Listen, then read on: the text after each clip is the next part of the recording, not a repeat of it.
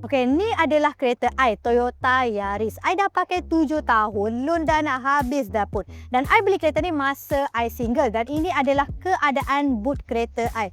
Tapi sekarang ni I dah kahwin, anak satu dan ini pula keadaan boot kereta I. Jadi alang-alang I minta lah pinjam Toyota Yaris Cross ni untuk review boot dia dan nak tanya korang, patut tak I tukar kereta? Okey, ni adalah antara barang harian yang memang saya pakai dan untuk letak dalam kereta Yaris saya. Sekarang ni dekat Yaris Cross ni kita tengok berbaloi ke tak untuk saya tukar dan luas lagi ke tak.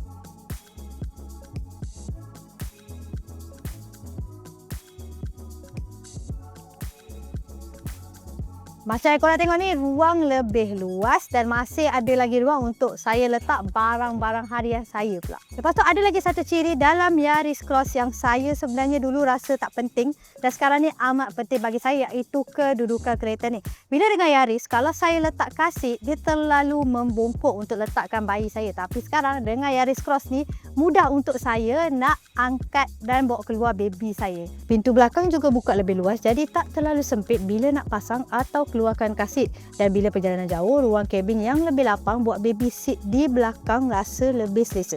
Ride pun smooth je sebab SUV yang besar dan selesa. Depan ni banyak kompartmen, bolehlah letak beberapa barang mami. Okey, jadi sekarang korang dah tengok kereta I Yaris lama dan juga kereta Yaris Cross baru. Jadi cubalah korang tolong I, patut tak I tukar kereta? Jangan lupa like, share dan komen. Ni je dari Bob. Kita jumpa lagi. Bye-bye.